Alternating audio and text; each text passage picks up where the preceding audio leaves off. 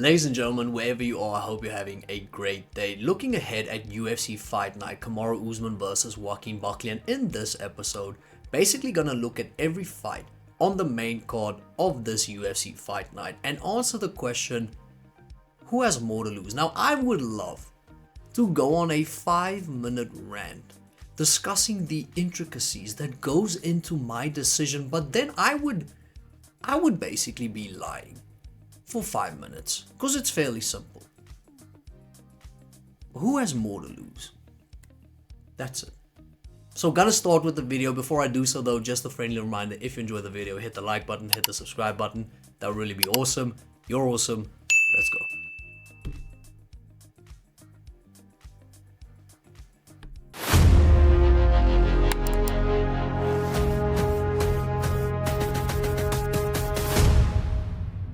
So starting off the main card inside of the light heavyweight division with Alonzo Menifield taking on Umar Sy. And if we look at Alonzo's record, he is 9-5-1 inside of the UFC. If we look at Umar Sy, he is 2-0 inside of the UFC. Now you could make a case that Umar Sy has more to lose because of the fact that he is undefeated in his professional career and within the UFC. Professionally, he is 11-0. And his first two fights inside the UFC, he was really dominant with a submission win in his debut and a dominant victory via unanimous decision in his second fight against Dawoon Jang. That would be a solid case, a solid argument to make. However, I think Alonzo has more to lose. First of all, I don't put a lot of stock in an undefeated record. Why? Because mixed martial arts probably has the worst judges in any sport ever. And if we had to take judges of mixed martial arts and put them in America's Got Talent, they would pick the winner based off of personality. That is how bad it is. And Alonzo Menifield, so first of all, he is somewhat established within the UFC. He has more experience. He is ranked, which is massive. Now, even though he is number 15 inside the light heavyweight division, he is currently standing at the door, holding down the fort of the light heavyweight division, the gatekeeper. He has fought better competition, and yeah, he's fought a lot of top competition within the light heavyweight division. His losses has been to Azamat Murzakanov and Carlos Ulberg in his last two losses, and I mean those guys are insane. So you would expect, if you looked at it without really going in depth on both fighters, you would expect Alonzo Menifield to win this fight. And with expectations comes pressure. I think Alonzo Menifield has more to lose. And that's basically it. Then moving on to the next fight inside the middleweight division, Mansour Abdul Malik versus Cody Brundage. So Mansour is 2-0 inside of the UFC and Cody Brundage is 5-5 inside of the UFC. And the previous argument I made does not apply here because the circumstances are a little bit different. Cody Brundage has lost as many fights as he has won inside of the UFC. That's, first of all, respectfully, that's not the best record. And we don't have a lot of expectations whenever Cody Brundage fights with regards to winning or losing. Now, even though his fights are insane, we don't really expect him to win. And a lot of his fights, he has been the underdog. And he's not ranked. And if we look at Mansour Abdul Malik, he's 2-0 inside of the UFC. He is 8-0 in his professional mixed martial arts career. It's not the fact that he is undefeated. It is the fact that out of his 8 wins, 8 of them, all of them, has been via stoppage. 1 via submission, 7 via either KO or TKO. So there is a lot of hype surrounding Mansour Abdul Malik and his UFC career because people have a lot of expectations for this guy. He has title aspirations and he has a lot to gain. But on the opposite side, he has a lot to lose as well because of the expectations, because of the fact that he'll probably be a massive favorite for this fight, and because he is an imposing figure and has basically left corpses in his wake. So it has to be Mansour Abdul Malik. He has more to lose in this fight. Then moving on to the next fight inside of the bantamweight division, Cody Garbrandt versus Raoni Barcelos. Now, Cody Garbrandt is 9-6 inside the UFC, and Raoni Barcelos is 8-4 inside of the UFC. There is no other answer. Cody Garbrandt has more to lose. Now, I understand that No Love, that's Cody, not your ex, has already been a champion inside of the UFC, has already somewhat cemented his legacy within the UFC, but we could safely assume that if it continues to go in this trajectory it is going, we might not see a lot of Cody Garbrandt in the future. And Raoni Barcelos, it feels like he doesn't have a lot to lose. He's on a 2-fight winning streak. He's 37 years old. Cody Garbrandt is 33 years old. In Cody's last 9 fights, he is 3-6, which is atrocious. And I am as big of a Cody Garbrandt fan as the next guy, but I think a lot of expectations will be on Cody because people expect him to turn things around, to get back to his winning ways, his perennial winning ways. We saw peak Cody Garbrandt, and it might have been one of the best and shortest peaks we have ever seen in the sport. And now we're basically seeing this version where he once went down to flyweight, got knocked out by Kai Kara France. Now he's back at bantamweight.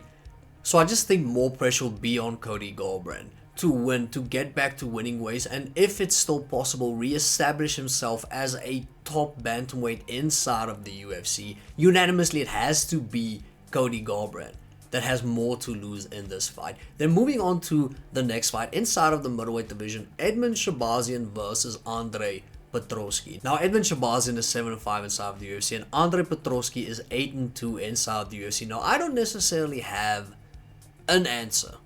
So what I will do is I will present to you both cases, and then in the comment section, you decide who has more to lose. So Andre Petroski, as I previously mentioned, he is 8-2. He started his UFC career on a 5-fight winning streak, then lost 2 fights in a row, and he is currently on a 3-fight winning streak. He's 33 years old, in his prime, and he looked really impressive, especially in his last win over Rodolfo Vieira, who is a massive threat, especially when looking at his Brazilian Jiu-Jitsu and the credentials that comes along with it.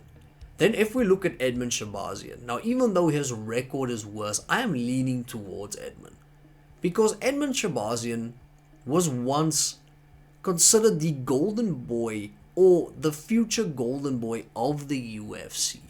He started on a 4-fight winning streak in his UFC career, and then it spiraled and crash landed. Because in his next 8 fights, he went on to lose 5 of them, win 3 of them. He lost to people that, okay, we could say that we expected him to lose against. But if you are considered that good, that special, losing to the likes of Derek Brunson isn't acceptable. Losing to the likes of Gerald Meerschaert isn't acceptable. Losing to Nasruddin Imavov, that's fair, that's fine. Nasruddin is at the top of the middleweight division right now, but it feels like whenever Edmen Shahbazyan fights, more pressure will be on him. And I mean, it's not necessarily fair. He didn't want that title necessarily of being possibly the next golden boy of the UFC, but they're starting 4-0, looking that impressive, and then all of a sudden it just goes shit up, and yeah, it's tough. Now, he has won his last fight, so it'll be interesting to see how he fights, how he fares against Andre Petroski, who is a genuinely good grappler, a good wrestler. It has been Edmen Shahbazyan's weakness in the past, so that'll be interesting. But who do you think has more to lose? Also, keep in mind, Edmen Shahbazyan is 27, so yeah, he still has a lot to possibly accomplish within the UFC. But then moving on to the co-main event, Rose Namajunas versus Miranda Meverick. Now, entering this flyweight bout, Rose Namajunas is 11-6, Miranda Meverick is 8-3. And once again, there's only one answer. It has to be Miranda Meverick. If we look at Rose Namajunas, Rose has probably accomplished everything she set out to accomplish inside of the UFC. Not only is she a 2-time strawweight champion, Rose Namajunas ended up beating two of probably the top 5 best women fighters of all time. She beat Zhang Weili twice. You know who else has beaten Zhang Weili? No one. So, yeah, I think Rose doesn't have anything to lose. She has already cemented her legacy within the UFC. She could possibly be, I think she will be a Hall of Famer inside of the UFC, especially with her performances over Joanna Jędrzejczyk, with her performances over Zhang Weili. And this isn't even Rose's weight class. For the majority of Rose's career, she fought at strawweight, and this fight is at flyweight. If we look at Rose in her last 5 fights, she's 2-3. So if she loses, okay. Miranda Maverick is on a 4-fight winning streak. Miranda Maverick is let's say a natural flyweight. So this is at her weight class. She is coming into it on a better run of form. She has aspirations to become champion. Now, sure, we could probably say the same thing for Rose, but I just feel like Miranda at this weight class, with her current winning streak, with the fact that Rose has already established everything and achieved everything she set out to accomplish, I think Miranda Maverick has more to lose. It just makes sense. She's on this winning streak. She has to win. She wants to be a legitimate contender. She's almost there. She could taste it. Has to be Miranda Maverick in this fight. Then moving on to the main event. Kamaru Usman versus Joaquin Buckley, welterweight division. Now, Kamaru Usman is 15-3 inside of the UFC, and Joaquin Buckley is 11-4 inside of the UFC. And I'm sorry, the exact same argument applies. Now, I'm gonna glaze a little bit, and that's odd, because I'm not even the biggest Kamaru Usman fan. But we have to appreciate something for what it was. Kamaru Usman will never fight inside of the UFC ever again and have more to lose. Because I think unanimously, Kamaru Usman is considered to be the second greatest welterweight of all time. He was once on a 15-fight winning streak. The only people that has accomplished this is Islam Makhachev, who's currently on 15, and Anderson Silva, who was on 16. So his winning streak even surpassed GSP's winning streak. And yeah, Kamaru Usman is already inside of the UFC Hall of Fame, without a doubt. And he is on a 3-fight losing streak. Kamaru Usman could go on a 21-fight losing streak, and still, in that fight, he would have less to lose. Now, I know theoretically, if you have everything, you have more to lose. That doesn't apply in this setting. Kamaru Usman could basically fight your uncle at a family reunion, wearing only his underwear, while being drunk. Your uncle has more to lose, because Kamaru's UFC legacy is untouchable. And Joaquin Buckley is currently on a 6-fight winning streak. As a welterweight inside of the UFC, Joaquin Buckley has never lost, which it somewhat raises the question, why did he ever consider fighting at middleweight? The reasoning behind that should be studied, so we could prevent that from ever happening again. Because as a welterweight, Joaquin Buckley is a monster. In that 6-fight winning streak he is currently on, ended up beating the likes of Colby Covington. He put a whooping on Colby. He knocked out Wonderboy. He knocked out Vicente Luque. These are all Donnies inside of the welterweight division, and Joaquin Buckley has just walked through them as if they are irrelevant. So he has more to lose because he's on this streak. He wants to become a champion at welterweight. He has everything it takes to probably become a champion at welterweight. He's gonna be the favorite. The last time Kamaru Usman fought was in 2023 in October. Since then, Joaquin Buckley has fought 5 times, won all 5 of those fights. So the pressure's gonna be on Joaquin Buckley.